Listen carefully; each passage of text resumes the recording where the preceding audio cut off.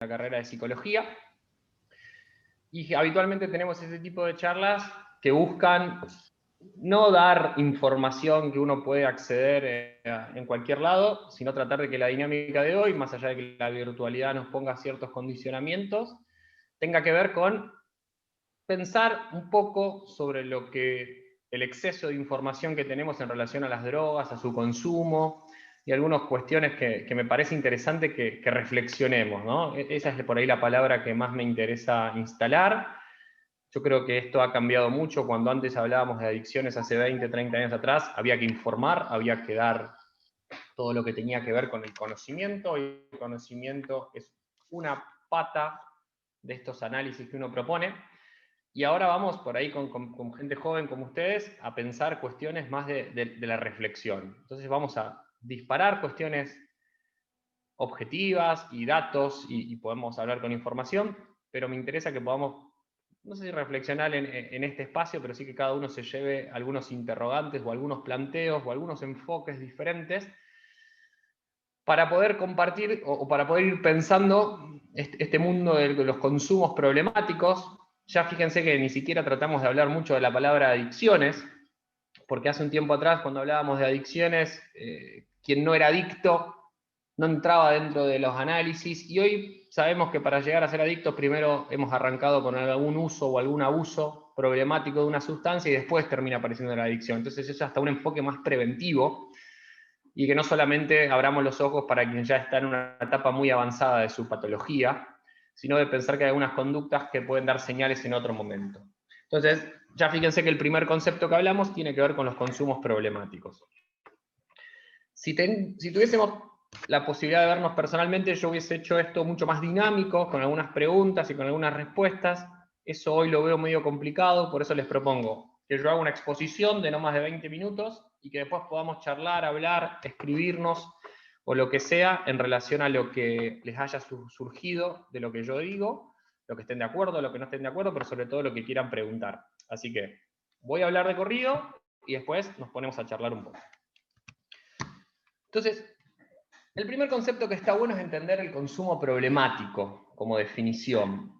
No es que no se pueda hablar de adicciones, de hecho después traje algunas filminas donde vamos a hablar de adicciones, pero el concepto de consumo problemático ya nos posiciona en esta idea de pensar que cualquier consumo de cualquier sustancia que genere problemas para sí o para terceros, ya es un tema que nos tiene que generar cierta preocupación, que va a requerir cierto abordaje y cierto estudio. Entonces, esta es una definición que amplía el concepto comparado con el adicto, porque como vamos a ver más adelante, el adicto es una etapa más terminal y muy avanzada ya del problema, pero que generalmente, por no decir la mayoría de las veces, no arrancó ahí, arrancó antes, arrancó con otro tipo de consumos. Entonces, cuando haya un consumo que genere algún tipo de problemática, ya es un tema que necesita algún tipo de abordaje.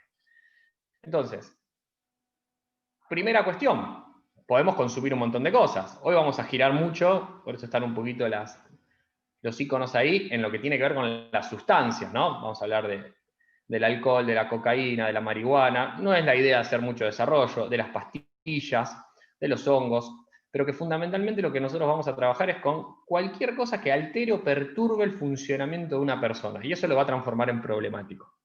Por supuesto que a veces puede generarle problemas a la propia persona, pero también puede producirle problemas a tercero, y por lo tanto entraría dentro de un consumo problemático. Entonces, ahora sí, voy a tratar de dar pocas definiciones para no aburrir, pero creo que es importante no usar de sinónimos palabras que representan significados diferentes.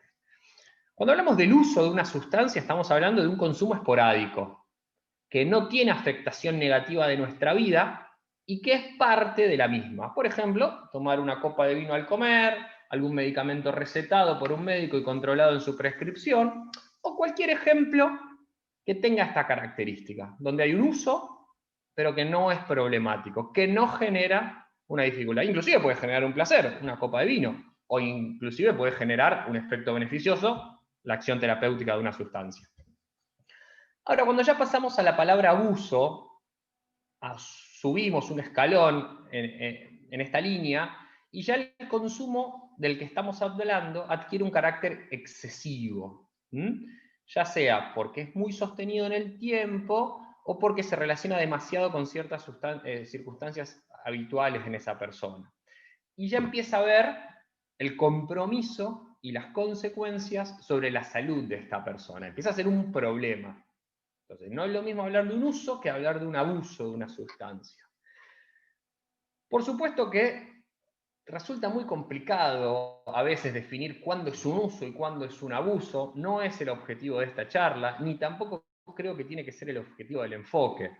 Con el solo hecho de que un uso se vuelva complicado y traiga problemas, ya no debería ser más considerado un uso para pensarlo como un abuso. Aunque sea una vez al año que alguien se agarre una intoxicación alcohólica en la fiesta de fin de año, ahí ya estamos hablando de un abuso, ¿bien? Que después puede terminar bien o mal por diferentes circunstancias, y por eso también les propongo no pensar si algo es un problema por las circunstancias, porque la potencialidad de algunas sustancias, de algunos efectos, perdón, pueden azarosamente resultar positivas, pero haber sido muy graves. Yo puedo cruzar toda la ciudad de Rosario manejando mi auto bajo el efecto de una intoxicación etílica, de alcohol, y no matar a nadie, llegar a mi casa, estacionar y que no pase nada. Eso no es algo que yo puedo tomar como normal o como no complicado o no problemático. Eso es muy problemático. Lo que cambió fue que justo no me crucé con nadie. O que logré tener un mínimo de cuidado a la hora de transitar y no atropellar a nadie. Pero por eso les digo, no midamos por el resultado. No si no pasó nada, no si llegó bien, no si al final... Bueno, entonces nosotros no analizamos eso a la hora de definir a alguien como con consumos problemáticos o no, sino la potencialidad también la ponemos dentro del análisis. Y por supuesto, cuando pasamos a la dependencia o a la adicción, ya estamos hablando no solo de alguien que usa o que abusa de algo, sino de alguien que no puede vivir sin esa sustancia, que es la única forma en que su vida y sus motivaciones puedan funcionar, que en realidad no funcionan, pero que no conciba su existir sin esa sustancia. Y ya hablamos de una dependencia. Amplío un poquito el concepto de dependencia. La dependencia puede ser física, ¿sí?, o más fisiológica, pero también puede ser psicológica, donde el paciente siente que la necesite, no desde el funcionamiento de su organismo, sino desde su psiquismo, por decirlo de alguna manera.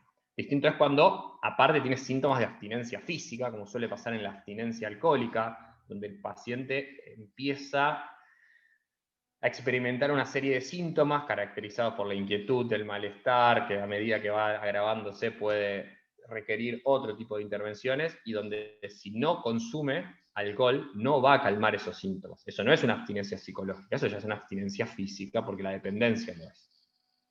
Entonces, tener en cuenta estos conceptos nos va a servir por ahí para a lo largo de la charla poder hacer referencia a lo que estamos hablando. Algo siempre de estadísticas me gusta poner, o algo de epidemiología me gusta charlar, porque para saber si estamos ante un tema que les preocupa a los adultos, les preocupa a los grandes, les preocupa al Ministerio de Salud, no, es un problema real y concreto y que las estadísticas lo van marcando. Está en ascenso, nosotros lo estamos viendo. Yo no hace muchos años que soy psiquiatra, por decirlo de alguna manera, y sin embargo veo cómo esta edad de inicio del consumo de drogas ya ha ido bajando en los últimos 10 años. Yo empecé estudiando con consumos, inicio de drogas promedio de los 16, 17 años, y hoy ya estamos en los 12. Como les digo, se va viendo un aumento. Fíjense que alguno de los números que está acá habla de que 3 de cada 100 chicos ya probó y consumió marihuana en el último mes, que no eran datos que antes teníamos. Que se ha triplicado el consumo de cocaína en niños y adolescentes, ¿sí?, que las sustancias ilícitas en la población en el año 2017 aumentaron de manera significativa en esta franja etaria, 12, 17. O sea, fíjense que estamos hablando de adolescentes, no estamos hablando de un aumento del consumo en cualquier edad, que tendría otras connotaciones y tendremos que verlo como una problemática también. Pero hoy yo me quiero centrar en esto que no pasa muy lejos de donde por ahí ustedes están transitando. Entonces, es una realidad. Como toda realidad, el negarla, el minimizarla y el sobre todo no prestarle atención nos aumenta los riesgos. Entonces, conozcamos que es una problemática con la que ustedes van a convivir y conviven, ¿no es cierto? No hace falta que lo cuenten o no, pero conviven. Uno la ve en el consultorio. Y después, hacia el final de la charla, yo voy a hablar un poquito de por qué creo que estas cosas van pasando. Obviamente son problemáticas complejas que no van a permitir análisis muy simples, pero sí creo que hay algunos factores que claramente influyen en que esto esté pasando y que no son tan santos o no son tan, diríamos, espontáneos, sino que tienen más que ver con un negocio y con una cuestión de estimulación. Esta pregunta es un poco polémica. ¿Qué droga de abuso uno podría pensar que es la menos nociva? Yo les propongo que cada uno lo vaya pensando, sería un lío bárbaro si les pido que desbloqueen los micrófonos y toda la cuenta, pero traten de hacer este ejercicio y si quieren después lo hablamos. ¿Cuál es la droga que uno diría, bueno, es la menos mala y es la que yo, si tuviese que lamentablemente elegir una para mí o para mi familia o para un ser querido, diría, bueno, consumí esto o abusá de esto, que es la menos nociva?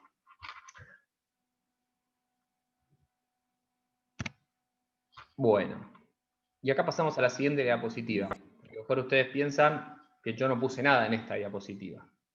Y sí, claramente no puse nada, porque no hay ninguna droga que sea menos nociva que otra.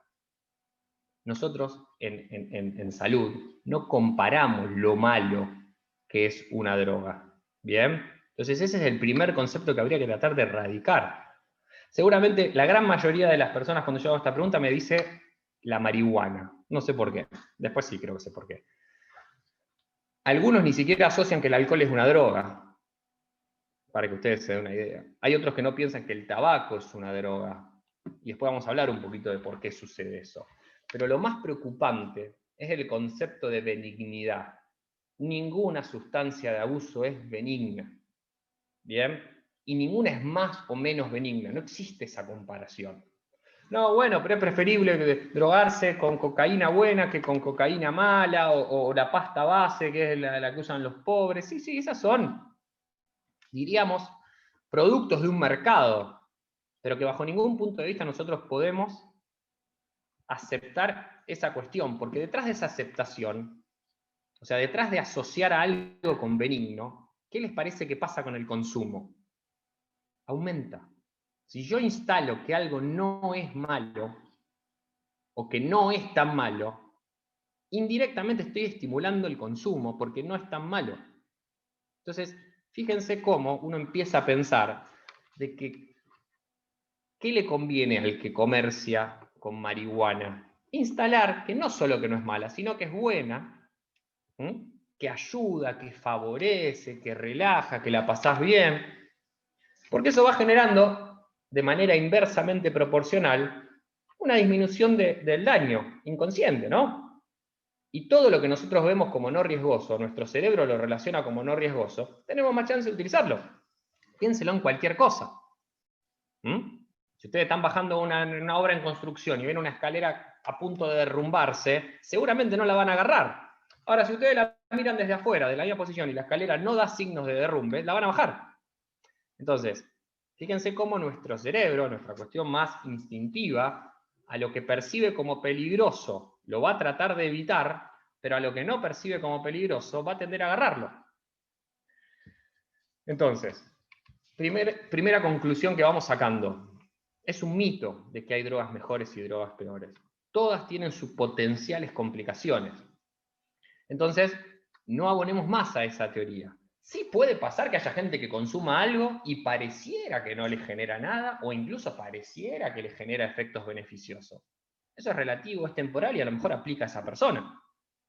Pero no significa que otra persona, al entrar en contacto su organismo con esa sustancia, vaya a generar alguno de los cuadros que vamos a hablar después. Entonces, yo no voy a ir por la línea de lo prohibitivo, por el contrario, tengo una lectura mucho más liberal de los consumos y de las cuestiones, que si llegamos a tiempo lo voy a hablar como opinión personal, ¿no? Pero lo que sí quiero es que todos seamos conscientes de lo que pasa y de lo que producen. Después estará la libertad personal de cada uno de nosotros.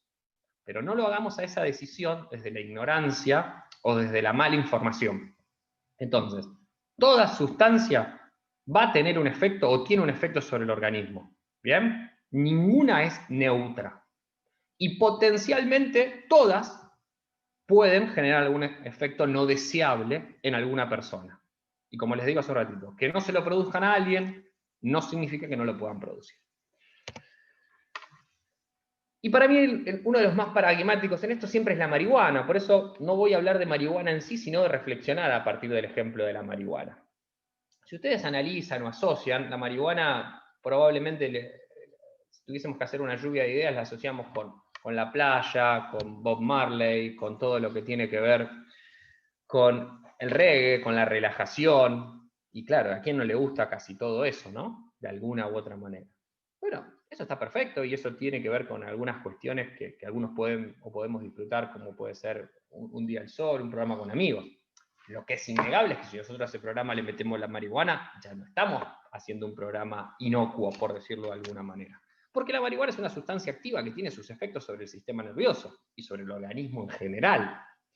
Pero vuelvo a lo mismo, es una de las sustancias que goza de la mejor publicidad. Y eso no es azaroso, eso no es casual, eso es parte de una estrategia de marketing. Y acá vengo por allá a proponerles pensar esto. Detrás del negocio de las drogas, ¿sí? No dejen de verlo como un negocio, que como todo dueño de negocio va a hacer todo lo posible para estimular su consumo. Entonces, ¿qué vamos a tratar de hacer? Buena publicidad, minimizar y negar los riesgos, aumentar la cantidad de consumidores. Si yo tengo un producto que lo consumen las personas de los 20 a los 40, tengo 20 años de edad. Ahora, si logro que la empiezan a consumir los de 12, me va a servir mucho más. Entonces, ¿qué hago? Bueno, armo estrategias para ver cómo los de 12 pueden empezar a consumirlo. Todo, obviamente, de una manera encubierta y detrás de algunas cuestiones. Pero el efecto de la publicidad, y por eso vamos a hablar un poquito de los medios de comunicación, están detrás de todo esto. Pero no solo eso, están los que son los formadores de opiniones. ¿Vieron este concepto del influencer que hoy está tan de moda en las redes? Que a veces un influencer te vende un zapato o un influencer te vende una ropa o una comida. Bueno, encubiertamente en los medios existen influencers para las drogas. Entonces, personas que salen bajo el nombre de la ciencia o personas que salen bajo el nombre de los derechos humanos o incluso en nombre de la medicina a decir algunas cosas que obviamente no son verdad, mentiras absolutas, pero sí son verdades muy tendenciosas hacia algunos lados, con la mitad de la información hacia otros, que van instalando este concepto. Entonces, por eso les digo que pensar que la marihuana es una droga poco inocua y que está más asociada al placer, es una construcción que se ha ido dando y que hoy nosotros vamos viendo algunas de esas consecuencias. No es mi intención, como les decía hace un ratito, hablar mucho ni mostrar muchos gráficos, pero sí fíjense que hay evidencias científicas acerca de que el consumo de marihuana genera un montón de cuestiones, más allá de estar en una playa tomando una cerveza y escuchando Bob Marley. Es la base de ciertas conductas adictivas, está dentro obviamente de las drogas ilícitas, por lo menos por un tiempo, produce alteraciones cognitivas, voy a hablar un poquito de eso, es la base o es el disparador de muchos brotes psicóticos que nosotros vemos en el consultorio de esta especialidad.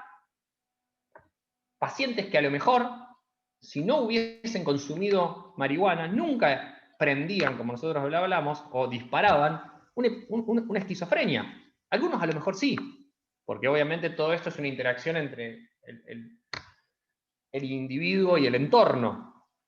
Pero aparecen cuadros psiquiátricos que nos vienen a ver por brotes psicóticos agudos, comienzos de esquizofrenias, ataques de pánico, ciertas alucinaciones y demás, que tienen mucha relación con ese consumo. ¿Bien? Obviamente vamos a encontrar gente que consume toda la vida y nunca tiene un brote psicótico. No viene al caso en lo que estamos hablando. Yo estoy poniendo sobre la mesa evidencia de lo que esto sí produce. Ni hablar en otros sistemas, ¿no? Como el sistema pulmonar, la cuestión de ciertos cánceres o alteraciones del aparato cardiovascular. Pero no quiero ir por ese lado. Yo ya con instalar de que no es una cuestión inocua, creo que hemos ganado un montón. Ahora sí, déjenme que a ustedes, que tienen una edad donde lo cognitivo y todo lo que tiene que ver con las funciones ejecutivas, como la atención, la memoria, la concentración, les interesa mucho, les quiero mostrar cómo la marihuana en este caso, produce una clarísima merma en el rendimiento cognitivo, que en este gráfico que ustedes ven ahí, prestenle atención si quieren a a la línea en verde, donde habla de cómo el rendimiento va bajando horas posterior al consumo, el rendimiento cognitivo, o sea, todas estas funciones, pero que eso en el tiempo también produce un deterioro que ya no va más en relación al consumo. O sea, empieza a ser una secuela. Que consuman o no consuman, van a tener una merma en su rendimiento cognitivo. A lo mejor uno a ciertas edades piensa que eso nunca va a ser un problema o que no va a encontrar dificultades. Pero un montón de estudios muestran, por ejemplo, que los pacientes que consumen, las personas que consumen cocaína, y sobre todo cocaína de manera crónica, tienen menores rendimientos académicos, tienen menor ingresos a las universidades, tienen menor tasa de recibidas, están relacionados con trabajos menos bien rentados, por decirlo de alguna manera, menos remunerados, o sea, ocupan un lugar inferior en algunos términos. Volvemos a los ejemplos. Van a conocer al brillante que consume marihuana. Perfecto, nadie lo duda. Lo que es innegable es que en algunos pacientes o en algunas personas nosotros vamos a ver esto y lo estamos viendo cada vez más. Que a lo mejor hace 10, 20 años no teníamos estos estudios, el consumo era más bajo o era distinto, pero hoy lo empezamos a ver. Claro, lo que pasa es que a veces después uno dice, bueno, pero esta persona está rindiendo mal porque rinde mal. Sí, puede ser que rinda mal porque está rindiendo mal. Ahora, no tengan duda que dentro de ese rendimiento menor, el consumo de la sustancia innegablemente está metido. ¿Bien? Entonces, yo le quiero mostrar que hay cosas que a lo mejor uno no va a ver en el momento agudo. Consumí el fin de semana, consumí el lunes, consumí el martes. Capaz que lo va a ver en un par de años. Entonces, ese es el tipo de concepto sobre el que yo quiero trabajar. Sobre que de inocuo nada. Ahora, después si alguien de su decisión personal quiere consumir marihuana, allá él, no tiene que ver conmigo, ni con el Estado, por decirlo de alguna manera. Pero sí es un concepto sobre el que hay que tener información. Y es un concepto sobre el que a mí me interesa que lo podamos pensar. Y ni hablar, siguiendo con esta línea de la marihuana y su cuestión, que ahora encima empezamos a hablar desde la medicina del cannabis medicinal. Muy interesante, sumamente atractivo y muy posiblemente uno de los grandes descubrimientos de acá en los próximos años. ¿Cuál es el pequeño problema o el detalle menor? Que la marihuana, bien, o que el cannabis se extrae de una planta y tiene varios principios activos, 6 de los cuales son los más estudiados por la medicina. El cannabis medicinal, como miren en esta imagen, no es el THC, que es el tetrahidrocannabinoide que nosotros encontramos en el porro. Es el cannabidol, el CBD. ¿Qué quiero decirles con esto? Que la medicina toma de la misma planta otro principio activo. Por lo tanto, lo que nosotros estamos en vías de estudio y ahora vamos a hablar un poquito de qué evidencia tenemos, no es el principio activo que alguien fuma. De hecho, si saben, vienen en forma de aceite, vienen las gotitas de cannabis, porque su forma de introducirlo al organismo no es la misma. Porque es, diríamos, otro producto que sale de la misma planta. Pero entonces cuando uno escucha decir, bueno, como no consigo el cannabis medicinal, fumo un porro, es como decirle que están haciendo uso de otra sustancia, porque es otro principio activo. Entonces, la medicina trabaja con el cannabidiol, ¿sí? CBD, cuando lo lean así. Y todos los medicamentos que se están estudiando y todos los fármacos que se están trabajando tienen este principio activo. El THC no lo usamos. Entonces, acá les muestro un poquito esta diferencia. El THC, el tetrahidrocannabinol, es el que nosotros encontramos en el porro. Es el psicoactivo. ¿Qué quiere decir? Que tiene efectos sobre el sistema nervioso y es un poco el responsable de lo que yo le ponía antes en la gráfica anterior. El CBD, ¿sí? Es el que nosotros, o desde la medicina se está trabajando y se está trabajando mucho. Y esto es importante decirlo. Porque en algún momento nos fuimos al otro lado, al lado de la prohibición, hace desde 1940 que más o menos empezaron a hacer los primeros estudios serios con respecto al tema, pero se han frenado. ¿Por qué? Porque no había por ahí un control o un cuidado, o se asociaba que era todo lo mismo, pero hay investigadores muy fuertes, sobre todo hay uno que tiene que ver, que es un israelí, que ha trabajado mucho en Estados Unidos, que es un tipo que sabe muchísimo y que realmente hoy ha vuelto a poder poner sobre la investigación y sobre la medicina basada en la evidencia todos los estudios. ¿Por qué? Porque el organismo tiene todo un sistema de receptores cannabinoides. ¿Qué significa? Que tenemos cannabinoides endógenos en el organismo, así como tenemos serotonina, como tenemos dopamina, como tenemos un montón de neurotransmisores. Pero están poco estudiados, porque no se ha permitido durante mucho tiempo. Entonces ahora que se ha vuelto a aceptar de que esto puede ser útil y que podría ser una línea de investigación y que nada tiene que ver con la marihuana del porro y la bandera de Jamaica, hace que nosotros podamos tener perspectivas positivas para los próximos 10, 12 años, donde empiecen a aparecer algunas cuestiones. Incluso hace poco leí una noticia que me pareció muy importante, que el INTA, vieron que el Instituto de Tecnología Agraria Argentina, que es un lugar donde se estudian, empezó a plantar cannabis sativa, que es la planta, porque es lógico que si vamos a investigar, sea el Estado quien produzca la materia prima sobre la que después los investigadores nuestros del CONICET saquen los principios activos y los trabajen, así como estudiamos cuestiones que pasan en cualquier otra planta. Bueno, ese es el proceso al que ahora estamos, pero que está, lamentablemente por esto que les decía, todavía muy en veremos, y ahí hay otra cosa importante a tener en cuenta.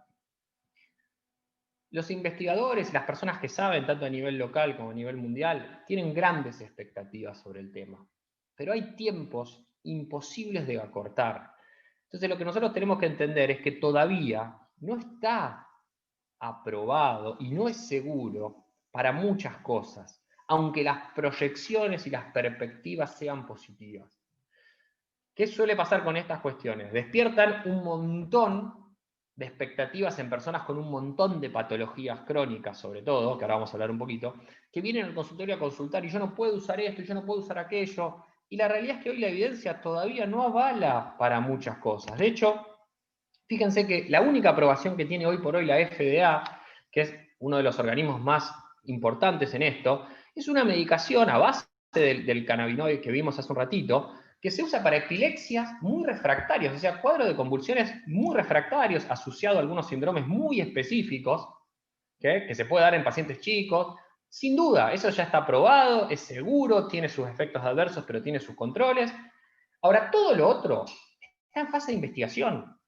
Para el dolor, para los enfermos terminales, para los trastornos psiquiátricos. Probablemente la respuesta sea sí. Y uno con esto no es que no entiende a madres o a familiares de pacientes que la están pasando muy mal. Pero nosotros tenemos que, de la salud, bajar un mensaje claro. Hoy todavía no son seguros, no está comprobada su eficacia, tenemos buenas proyecciones, pero faltaría un poco más de tiempo para su correcta implementación. Entonces, ¿cuál es la conclusión que yo les digo? Sin duda creo que se ha avanzado mucho en permitir las investigaciones, pero que las investigaciones llevan un tiempo. Que hoy tenemos indicaciones puntuales y aprobaciones específicas y muchas proyecciones, pero en fase de investigación. Entonces, si nosotros seguimos con esto de que mi vecino tomó 3 gotitas y después de mucho tiempo ya no le duele más la rodilla, eso no es serio. No digo que no le duela más la rodilla, no digo que no lo sea. Lo que yo no puedo es prescribirte algo para lo que todavía no está probado, o no te puedo aconsejar algo que puede tener sus potenciales riesgos hasta que no se estudie un poco más. ¿Bien? Ahora, párrafo aparte, creo que la proyección son en positivo. Sin duda, probablemente podamos encontrar un montón de respuestas en los próximos años. Pero llevará su tiempo, necesita una regulación, y como les dije hace un ratito, no tiene nada que ver con el principio activo del porro. Es otra cosa, aunque salga de la misma planta. Para ir terminando esta parte de la exposición, necesito poner al alcohol, no porque quiera hablar necesariamente del alcohol, sino porque a veces muchas personas no lo asocian como una droga. Y el alcohol es la sustancia de abuso más complicada y que se asocia con más problemas a nivel mundial. Estos son datos de la Organización Mundial de la Salud.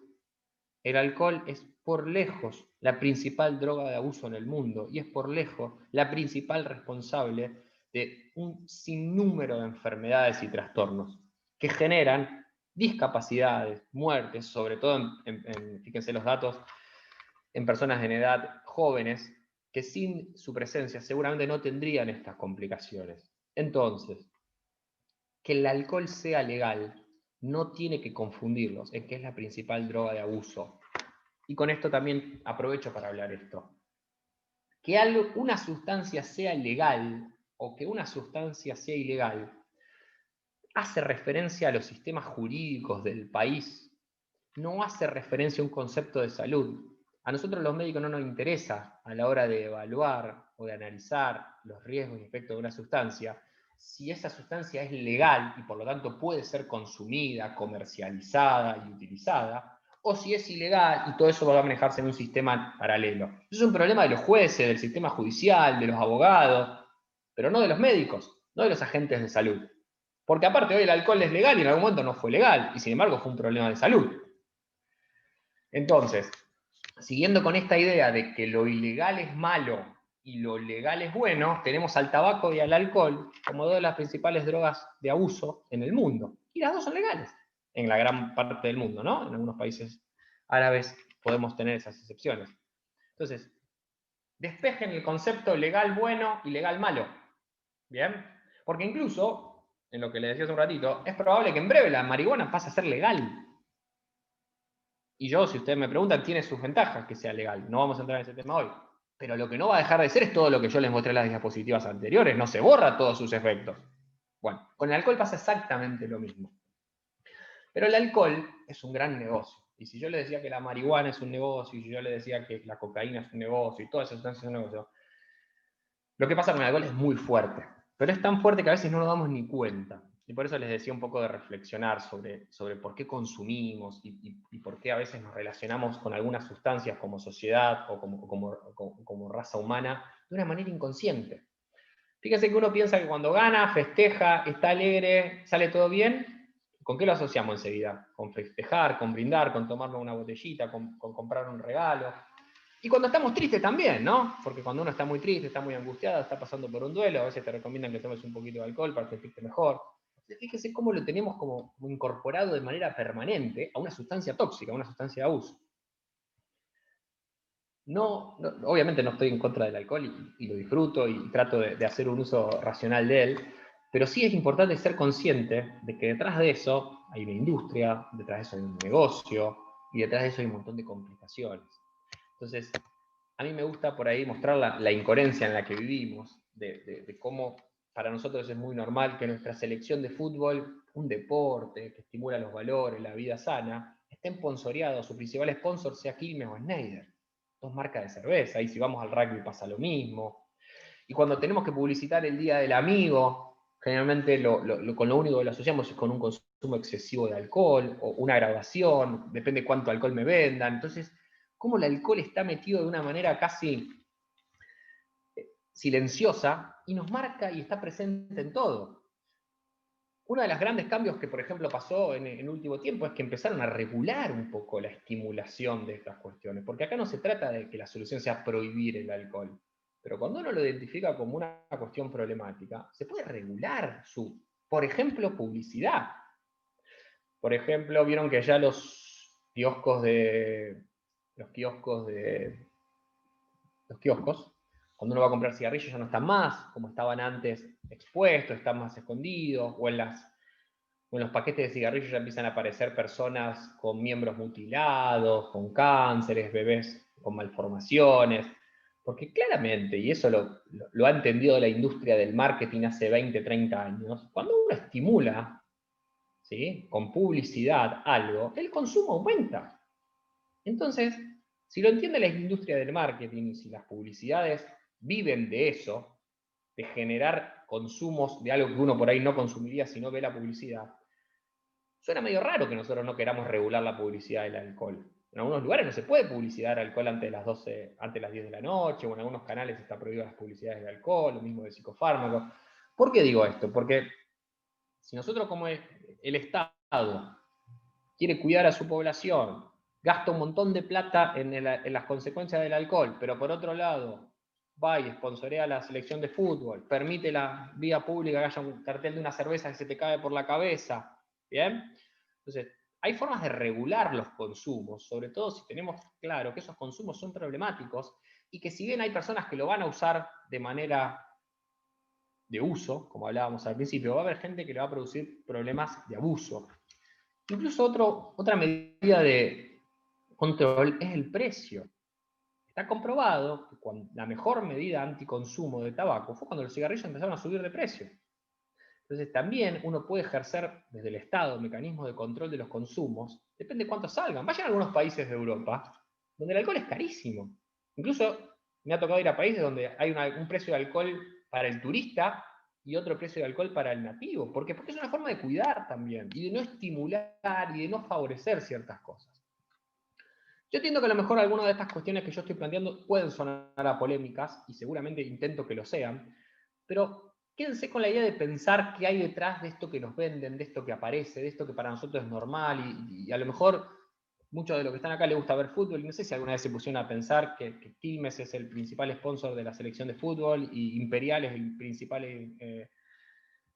sponsor de la selección de rugby, o que la Fórmula 1 hace un tiempo quitó a las marcas de cigarrillo entre los sponsors, no los permitió más porque les parecía que era incoherente con lo que estaba tratando de buscar. Entonces, pensar de una manera más reflexiva nos permite ser más conscientes de lo que vamos consumiendo. Por eso les decía hace un rato, no estoy a favor de los consumos o de la prohibición de los consumos, sino de la racionalización y de poder pensar algunas cosas. Este para mí es uno de los mejores ejemplos de las incoherencias que amo, ¿no? Basta caminar por las calles, por las autopistas, donde todos estos carteles de consumo de alcohol se te vienen en la cabeza. Ahora, por otro lado, te dice, no, pero cuando estés consumiendo, cuando estés manejando, no consumas. Uno podría decir, bueno, pero es claro lo que te está diciendo. Consumí alcohol, pero no consumas cuando estás tomando. Lo que pasa es que si vos estimulás, aumentás la probabilidad de que eso ya no sea tan fácil. Entonces ustedes me van a decir, bueno, entonces no se puede publicitar el alcohol. No es esa la idea de mi planteo. Tiene que ver con que haya racionalidad, con que haya control, con que haya cuidado, con que haya información. A mí me parece perfecto que uno pueda fumar un cigarrillo, pero también me parece muy interesante que en cada cartilla de cigarrillos estén algunos de sus efectos adversos. ¿Por qué? Porque está comprobado, volvemos a lo del marketing y volvemos a lo de la información, que puede operar como freno la presencia de esa foto y ya logramos el objetivo, o la ausencia de esa foto puede funcionar como disparador. Ahí está el punto, ¿no es cierto? ¿Qué busca la publicidad de algo fundamentalmente? Estimular un consumo. Entonces, estimular un consumo de algo nocivo y podría como mínimo ser contradictorio. Entonces, esto de los consumos problemáticos, estas problemáticas que nosotros vamos viendo que aparecen, que lamentablemente en algunas cosas van en ascenso, que empiezan a comprometer a las personas más jóvenes de nuestra sociedad, con todo lo que eso significa, responden a un montón de análisis, responden a un montón de motivos. Pero algunos son los que fuimos charlando hoy. Fue la desinformación, o fue a lo mejor no ver esto ni más ni menos que como un negocio. No ver esto como algo que a lo mejor nos lo están poniendo adelante para que, como tantas otras cosas, como comprar una zapatilla o como para irnos de viaje, y nosotros pensamos que es otra cosa. Pensamos que es un gusto nuestro. Sí, obviamente es un gusto nuestro, pero hay influencia. Y nuestro cerebro, y ahí me pongo un poco neurocientífico a la hora de pensarlo, es un órgano que capta lo que le ponen y que estimula. Entonces, no somos tan autónomos, no somos tan libres a la hora de elegir, y a la hora de hablar, y a la hora de vestirnos, y a la hora de tener ciertos gustos. Aunque nosotros después nos convenzamos de que sí, de que sea así, ¿no es cierto? De que a mí me gusta esto porque me gusta esto. Pero fíjense que hasta para el alcohol uno también encuentra variantes en los consumos. Entonces hay un tipo de consumo de alcohol, como puede ser, no sé, una Corona o unas cervezas de las más caras, que se asocian a cierta elite, y hay consumos mucho más populares que van para otro lado. Entonces, detrás de cada consumo, detrás de cada una de estas cuestiones, hay un montón de cosas que a veces no vemos, pero que sin duda condicionan nuestra elección. ¿Tenemos que prohibir algo de esto? Yo creo que la respuesta es no. Yo creo que lo más importante es que podamos ser conscientes, estar un poco más avisados de que todo lo que nos pasa, de todo lo que nos sucede, o todo lo que nos enferma incluso, lo tenemos adelante de una manera no casual, y que ser conscientes de cómo lo vamos tomando y qué relación vamos teniendo con él, puede, de acá a un futuro, evitarnos cierto dolor de cabeza en relación a nuestra salud. Ojalá todos podamos quedarnos más en el uso de algunas de estas sustancias y no en el abuso o no en la adicción, que por ahí es el gran desafío. Sin ser contradictorio con lo que dije antes, de que nada se compara con nada, porque no tiene sentido saber si el alcohol es peor que la marihuana o que la cocaína es peor que el alcohol, tenemos que pensar que hay sustancias, que toda sustancia que nosotros incorporamos a nuestro organismo tiene potenciales riesgos. Y que muchas veces su forma de uso, su cantidad de consumo, su frecuencia de consumo, es lo que la va a transformar en problemática, y no tanto la sustancia en sí. Lo que sí hay que decir es que hay ciertas sustancias que tienen un poder adictivo, en combinación obviamente con la singularidad de la persona, mucho mayor a otras. Entonces, es común, uno dice, bueno, ¿qué sustancia es más adictiva? Es un concepto complejo porque depende también del paciente o de la persona. Pero hay sustancias, por ejemplo el alcohol, por ejemplo las benzodiazepinas, que son fármacos como el clonazepam, como el ribotril. Cuando uno se acostumbra y las hace un hábito, es más difícil sacarlas que otras. El tabaco también es lo mismo. Por eso les digo que a veces lo que empieza siendo un uso, si uno no lo tiene muy en claro, puede transformarse rápidamente en un abuso y rápidamente en una adicción. Entonces, ser consciente de los riesgos me parece que es una forma importante y autónoma de tomar decisiones. Lo que no podemos es sentir que tomamos decisiones desde la falsa información, y por eso es tan importante estar al tanto, consultar, averiguar, indagar. Hoy hay mucha información, lo que no significa que toda sea fiable, por esto que les digo. Cuando alguien quiere publicitar algo, va a escribir artículos, va a nombrar a la Universidad de Massachusetts en Estados Unidos. Hay que ir a chequear eso, hay que hablarlo con gente que sepa. ¿Por qué? Tirar información por la red, tirar información por los medios, a veces no es una garantía de que la cosa se hace. Bueno, de mi parte y en relación a la exposición nada más, quedo abierto a si alguien quiere charlar algo, dejo de compartir y abierto al debate. Esperen un poquito, yo no sé cómo hacer para dejar de compartir. Bien.